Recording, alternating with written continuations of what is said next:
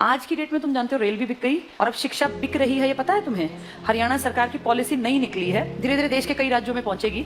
हरियाणा सरकार का देखो तुम क्या किया। सरकार ने कह दिया, अखबार में आ गया लिखित ये कि जिसकी सालाना आय 1,80,000 से कम है हरियाणा में, उनके बच्चे अगर गवर्नमेंट स्कूल में जाते हैं तो 500 रुपए फीस देंगे। फ्री में नहीं, 500 रुपए फीस देनी पड़ेगी।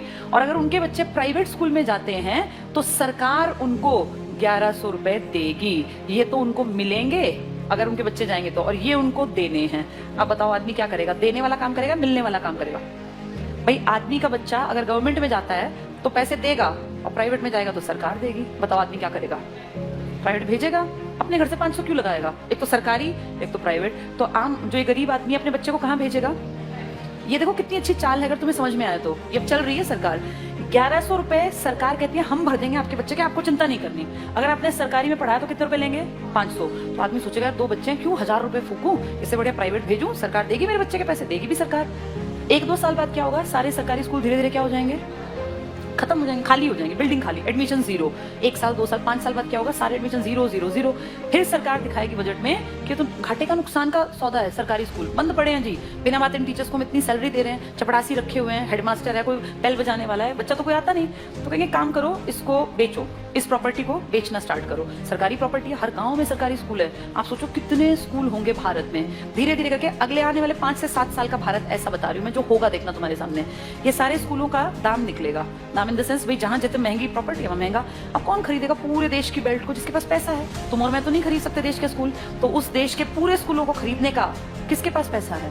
अंबानी और अडानी ये ले लेंगे सरकार से कि जी हम इतने करोड़ रुपए आपको देते हैं, सरकारी स्कूलों के बदले हम डेवलप कर लेंगे। और फिर सरकार 1-2 साल बाद कहेगी हम बहुत नुकसान में जा रहे हैं, हमारे बस की 1100 रुपए देने नहीं है। अब गरीब आदमी फंस गया, उसका बच्चा उस टाइम तक 7वीं में पहुंच गया, मान लो पहली से स्टार्ट किया था, 5-6 साल दिए पैसे, अब अटका दिया, हम तो नहीं देंगे पैसे, पढ़ाना है पढ़ा लो, नहीं तो अनपढ़ रख लो। अब वो बेचारा गया कि वापस सरकारी में जाके देखो तो सरकारी पे तो ताला है, बोर्ड बदला हुआ है। किसके पास है वो बोर्ड? अब अंबानी। अब अंबानी अडानी प्राइवेट स्कूल है, तो वो जाके फीस पता करेगा तो भैया मैं तो नहीं पढ़ा सकता। वहां से भी गया और वहां की औकात नहीं है, दोनों गए। आने वाले समय में आदमी वो पढ़ा पाएगा जिसके पास बहुत ज्यादा पैसा होगा। देखते देखते तुम्हारी सारी सुविधाएं सरकार से छीन छीन के किसके पास पहुंचाई जा रही हैं? प्राइवेट। बस तुम्हें समझ में लेट आएगा, जब तक समझ में आएगा फिर चीख चिल्ला लेना, फिर थोड़ी ना कुछ होगा। सरकार वापस थोड़ी ना लेती है किसी भी चीज को, दे दी सो दे दी। मैं तुम्हें अपना एग्जाम्पल देती हूँ। जब मैं जॉब में आई थी ना, उस टाइम पर हमारा पहला बैच था जिनकी पेंशन बंद की गई थी। मैं उसकी खुद, जैसे ये मान लो लाइव तुम्हारे सामने एग्जांपल हूं, जिनकी सबसे पहली पेंशन बंद हुई वो हमारा बैच था। हमें समझ ही नहीं आया कि सरकार ने क्या किया, क्योंकि उस टाइम हमारी उम्र थी 20-21 साल। 20-21 साल के बच्चे को थोड़ी ना पेंशन की कीमत पता है। लेकिन अब जब उम्र बढ़ रही है तो समझ में आ रहा है सरकार ने सब कुछ खत्म कर दिया बुढ़ापे का।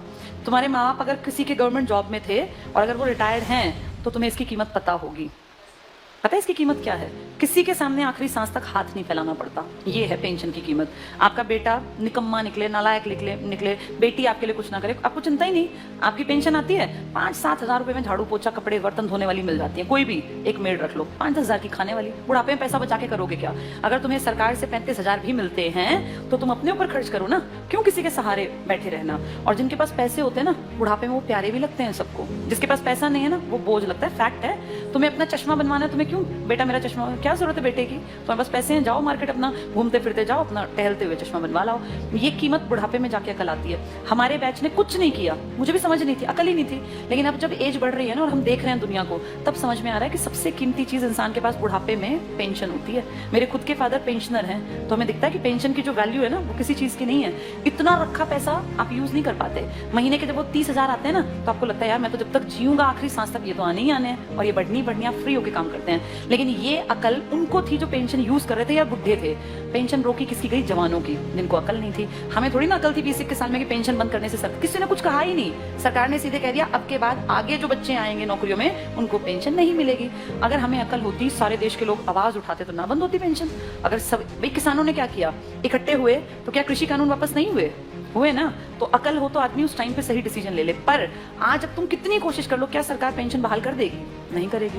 मतलब ना के बराबर है। एक आधा राज्य को करे, लालच में 1-2 साल में कह दे, पर वैसे नामुमकिन बराबर है। इसीलिए जब चीजें बंद हो रही होती है ना, तब जागना होता है कि सरकार गलत कर रही है। अब सरकार स्कूलों की तरफ गलत कर रही है। इसकी अकल 7-8 साल बाद की जनरेशन को आएगी, जब वो देखेंगे कि पढ़ाने के लिए ना तो सरकारी बचेंगे और प्राइवेट मुंह खोल के पैसे मांगेंगे। अब या तो पढ़ा लो या तो अनपढ़ रख लो, फिर फंसेंगे लोग। प्राइवेटाइजेशन करना गलत नहीं है, लेकिन कुछ फील्ड सरकार को रखने चाहिए जिनमें शिक्षा भी आती है, स्वास्थ्य भी आता है, रेल भी आती है, पब्लिक ट्रांसपोर्ट भी आता है। ये तो हमारी बेसिक नीड है, ये तो कम से कम दो हमें।